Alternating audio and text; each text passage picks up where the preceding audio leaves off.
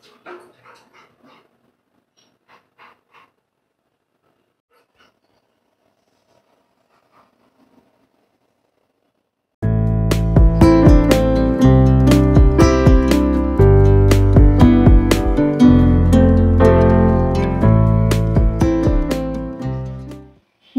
বন্ধুরা, জ্যোতি সিম্পল কিচেনে সবাইকে স্বাগতম।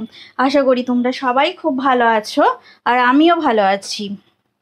আমার সব বন্ধুরা যে যেখান থেকে দেখছো, যারা বন্ধু করনি বা যারা বন্ধু করেছো, সবাইকে আমার ব্লগের তরফ থেকে অনেক অনেক স্বাগত আর অনেক অনেক ভালোবাসা।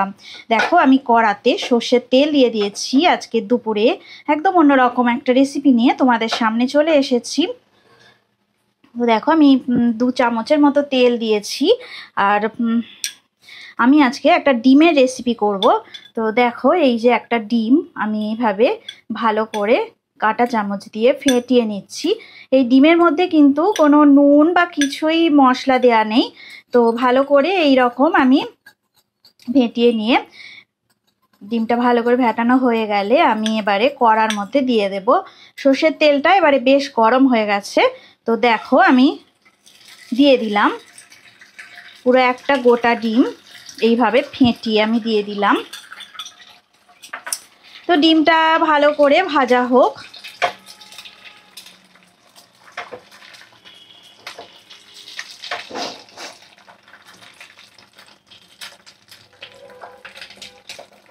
আর গ্যাসের কড়াটা আমি মিডিয়াম ফ্লেমে করেই রেখে দিয়েছি। রান্নাটা মিডিয়াম ফ্লেমেই হবে। ডিমগুলো ভাজার সময় আমি 3টে ডিম নিয়ে রান্নাটা করছি।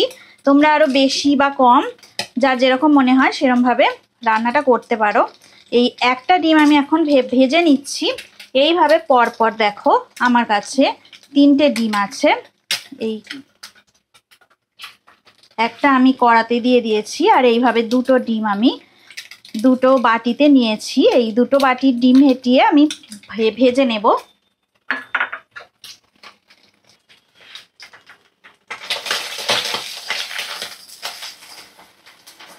দেখো, ডিমের এক সাইডটা ভাজা হয়ে গেছে আর এক সাইডটা আমি ভাজা করে নিচ্ছি। এই ডিমটা ভাজা হয়ে গেছে, আমি এইভাবে মুড়ে নিলাম। দেখো, আমি ফোল্ড করে ডিমটাকে তুলে নিলাম। এইভাবে আমি আর একটা ডিমও ভেজে নেব। আমি দেখিয়ে দিচ্ছি। এইভাবে ভালো করে ফেটিয়ে তেলের মধ্যে আমি ছেড়ে দেব। এইভাবে 3টে ডিম আমি ভেজে নেব।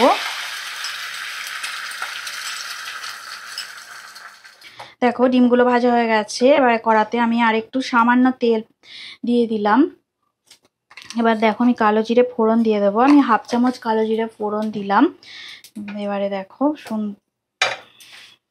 দেখো কালো জিরেটা বেশ অনেকটাই গরম হয়ে গেছে। এবার আমি কুচানো পেঁয়াজ দিয়ে দিলাম।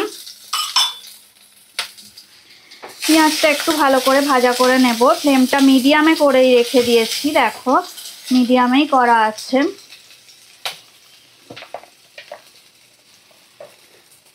এক মিনিট এইভাবে ভাজার পরে আমি একটু হলুদ গুঁড়ো দিয়ে দিলাম। পরিমাণ মতো হলুদ গুঁড়ো দিয়ে দেব।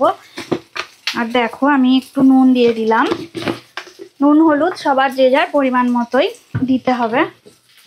এবার দেখো, একটা কাঁচা লঙ্কা দিয়ে দিলাম। এটা কুচানো কাঁচা লঙ্কা। তো ভালো করে এবারে আমি একটু নাড়াচাড়া করে নেব। পেঁয়াজটা বেশ ভালো মতন ভাজা হয়ে গেছে।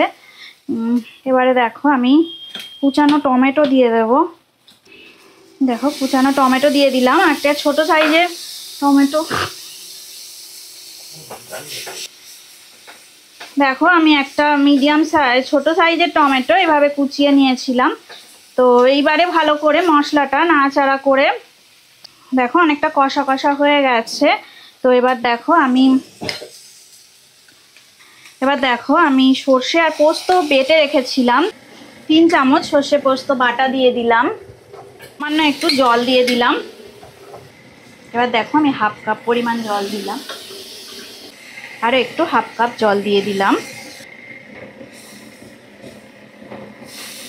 এইবার ভালো করে এবার ফ্লেমটাকে আমি হাই ফ্লেমে করে দিলাম। হাই ফ্লেমে করে দিয়ে এবারে ঝোলটাকে, সর্ষে পোস্তর ঝোলটা ভালো করে আমি ফুটিয়ে নেব।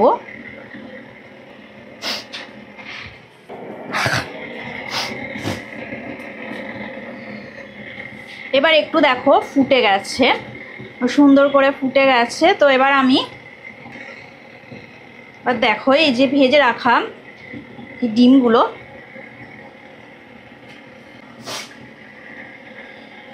সব ডিমগুলো আমি এর মধ্যে দিয়ে দেব। দেখো এইভাবে আমি ডিমগুলো ভেজেছিলাম, যে ভাজা ডিমগুলো, সেগুলো আমি দিয়ে দিলাম। এবার দেখো আমি ঢাকা দিয়ে দিলাম, আর ফ্লেমটা আমি মিডিয়াম ফ্লেমে করে রেখে দিলাম। আমি 5 মিনিট পর ফিরে আসছি। দেখো আমি ঢাকাটা খুলে নিলাম, রেসিপিটা একদম রেডি হয়ে গেছে। গ্যাসের ফ্লেমটা এবার আমি একদম অফ করে দিলাম। এবার দেখো আমি উপর থেকে সামান্য পরিমাণে একটু সর্ষের তেল ছড়িয়ে দেব। তো তেলটা দিলে টেস্ট হয়, অনেক ভালো টেস্ট হয়। কত সুন্দর দেখো দেখতে হয়েছে। এই রেসিপিটা দারুণ, এটা স্বাদ এত সুন্দর হয় গরম ভাতে, তোমরা কোনো সময় করে দেখতে পারো। গরম ভাতে স্বাদ দুর্দান্ত দুর্দান্ত স্বাদ হয়। অবশ্যই রেসিপিটা একবার তোমরা ট্রাই করে দেখো, দারুণ লাগবে, গরম ভাতে একদম জমে যাবে, খুব ভালো লাগবে খেতে। তো দেখো এবারে আমার হয়ে গেছে, আমি এটা সার্ভ করে দেব। দেখো এবার আমি সার্ভ করে দিচ্ছি।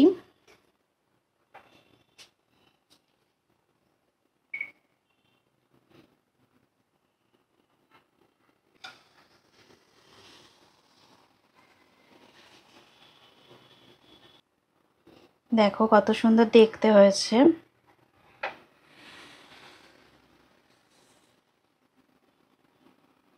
অবশ্যই তোমরা এটা ট্রাই করো বাড়িতে একবার। আমি দেখো সুন্দর করে সাজিয়ে দিলাম ধনেপাতা দিয়ে। দেখো রেসিপিটা একদম রেডি হয়ে গেল। আমি সুন্দর করে সার্ভ করে দিলাম। ডিমের অমলেটের সর্ষে পোস্ত, এই রেসিপিটা তোমাদের যদি ভালো লেগে থাকে অবশ্যই লাইক দেবে, শেয়ার করবে, আর কমেন্ট করে আমাকে জানাবে কেমন লাগলো তোমাদের। তোমরা ততদিনের রেসিপি দেখতে থাকো আর আমাকে ভালো ভালো কমেন্ট করো, তবে আমি উৎসাহ পাবো আর নতুন নতুন রেসিপি তোমাদেরকে শেয়ার করবো। তো ততদিনে তোমরা ভালো থাকো, সুস্থ থাকো, আর আমার রেসিপি দেখতে থাকো। আজকের মতো টাটা, পরের ব্লগে আবার নতুন রেসিপি নিয়ে তোমাদের সঙ্গে দেখা হবে।